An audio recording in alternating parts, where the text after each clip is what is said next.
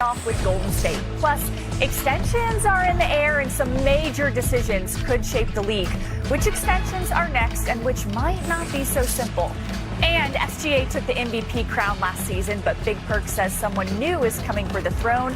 His big list of early MVP picks drops next, and just wait until you see who he's got at number one. NBA Today starts right now. Hi, everybody. Welcome to NBA Today. I'm Vanessa Richardson, and of course, for Malika Andrews, I'm joined here in our LA studio by senior writer Tim Bontemps. We've got Anscape senior writer David Dennis Jr., and of course, NBA champ, my guy. Shout out to H-Town, Kendrick Perkins. Hi, Perk.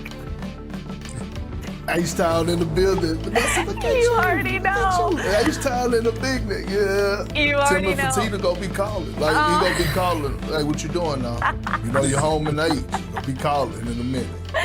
You're the best, Perk. All right, and as everybody knows, it may be July, but the NBA doesn't sleep. So let's get to one of the biggest questions left, and that is, what on earth is going on in the Bay? The Warriors made that big move at the 2025 trade deadline, acquiring Jimmy Butler. It paid off immediately. The Warriors went 22-5 down the stretch with Butler and Curry in the lineup. And yeah, it carried over to round one. As Perk and I both know, the Warriors took down the second-seeded Rockets in a hard-fought 7-game series. But the run ended in round two when Curry's Game 1 hamstring knocked him out for the rest of the series. And the Warriors have followed that up by making zero acquisitions with NBA experience this offseason. All other NBA teams have made at least a move now 3.5 weeks into free agency. And we now welcome in our senior insider, Shams Charania, who is in Miami. Shams, why has it been such a slow start to the offseason for the Golden State Warriors? Vanessa, the Warriors' entire offseason has been essentially on pause for one player, and that's the restricted free agent, Jonathan Kuminga. And they have wanted to figure out his situation before making their other offseason moves. And so I saw Jonathan Kuminga this morning at a workout in Miami. He's in good spirits. He had a good workout. He did tell me, though, that he is in absolutely no rush on doing a deal with the Warriors right now, and he's not accepting their current offers. He added that he wants to continue to explore options with his agent, Aaron Turner, whether that's continuing conversations with the Warriors, but also sign and trade options that are available to him in the marketplace. Okay, Shams, so you use the term options. What do those other options for Jonathan Kuminga look like? I'm told the Phoenix Suns and the Sacramento Kings are two teams that have made concrete offers with the Warriors over the last week or so. They're two of the more aggressive teams with Kuminga, and they're also offering him an opportunity for significant minutes, a starting caliber role in their lineup, and those are two things that he wants more than anything. So where this is at, Vanessa, is the Warriors do not want anything, though, that is available to them, is being offered to them in sign and trades. And on the other hand, with Jonathan Kuminga, he is not ready to move forward with taking any of the Warriors' current offers. He's not in a hurry to do a deal there yet. And so 24 days into the offseason, it's a staring contest between these two sides that could continue much longer than just this month. And so we're nearing August and still no Warriors move so far this offseason. Great info for sure. Thank you, Shams. Okay, so the Warriors' three most important players are at least 35 years old, with Steph set to turn 38 in March, and Jimmy Butler turns 36 before the season even starts. Perk, there's been so much talk about Kuminga this offseason. When he is given an actual opportunity, what does he bring to the table? He brings a lot. I mean, they drafted him number 7 overall in the lottery, in 2021, and he's gotten better every single season.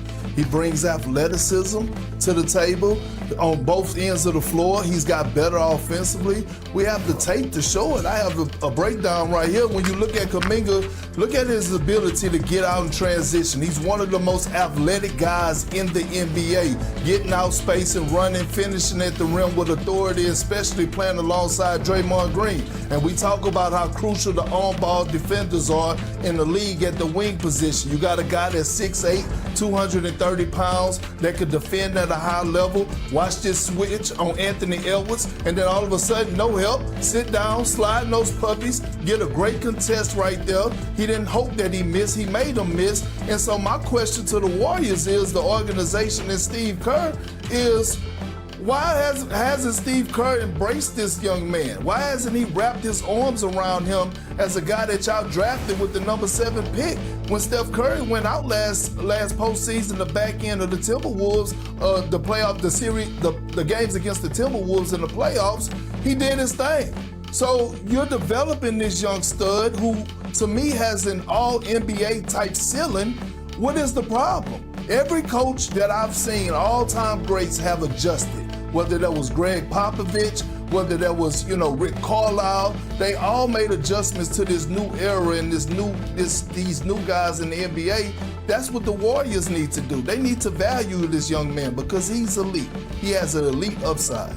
Well, it's not that the Warriors don't value Jonathan Kuminga, right? Obviously, if they didn't value him, they would have just gotten rid of him this offseason and whatever sign and trade they could do. The problem that the Warriors have with Jonathan Kuminga, that Jonathan Kuminga has with the Warriors, is that it's just a very awkward fit. As we saw in that clip, or in those numbers there, Jonathan Kuminga put up big numbers with Steph Curry out of the lineup.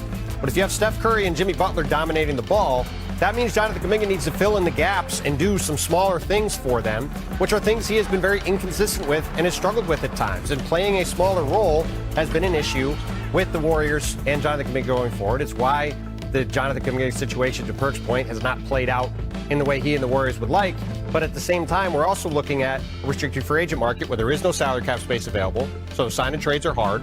Yeah, both the Kings and Suns have interest, as Sean's put it out earlier, but both of those teams don't have salary cap space to offer Jonathan Kuminga to sign him. So they have to send money back to Golden State that Golden State is not interested in taking back. So all of this, I think, points toward Jonathan Kuminga signing a short-term deal with Golden State at some point this summer that both gives them the ability to do something with him later and also gives them the ability to build on that play he had at the end of that postseason without Steph on the court, which, to Perk's point, showed what he can do and gives them, I think, some reason to come into next season if he's there saying, we need to try to find a way to showcase what this guy can do, either so we can have him improve with us or we can have him improve us by moving him into trade somewhere else. Value depends on so much, right? Like value depends what team you're on. What does the market look like? So, David, what is Jonathan Kuminga's actual value in free agency and on this Warriors team?